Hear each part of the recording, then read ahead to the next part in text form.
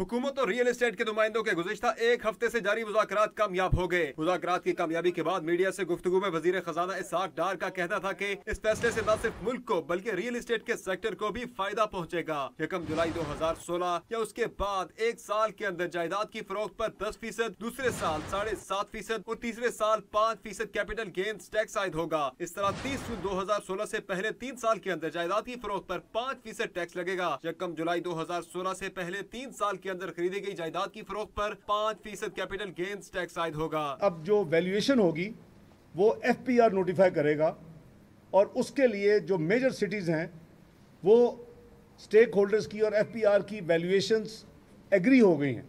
Real estate के नुमाइंदों ने package को खुशाइन करार दिया और तवक्को जाहिर की कि इससे मुल्क में जायदाद का कारोबार न सिर्फ कानूनी शक्ल इख्तियार करेगा बल्कि दीगर टैक्सों के तायन में भी बुनियाद फराहम करेगा।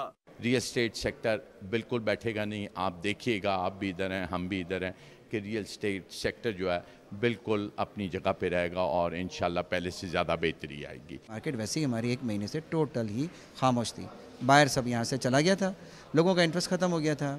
उसके बाद जब ये आज उन्होंने जो पैकेज अनाउंस किया तो इससे लोगों का एतमाद बहाल होगा।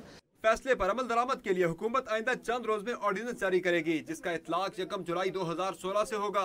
नए नोटिफिकेशन के बाद जायदाद के DC रेट के बजाय टैक्सों के तयन के लिए नई कीमतें मुकर्रर होंगी। तहम FPR के नोटिफिकेशन में जिन इलाकों का जिक्र नहीं होगा वहाँ DC रेट का इतलाक होगा। कैमरामैन बिलाल खान और साथी रिपोर्टर सनाउल्लाह खान के साथ समर अब्बास, डॉन न्यूज़, इस्लामाबाद।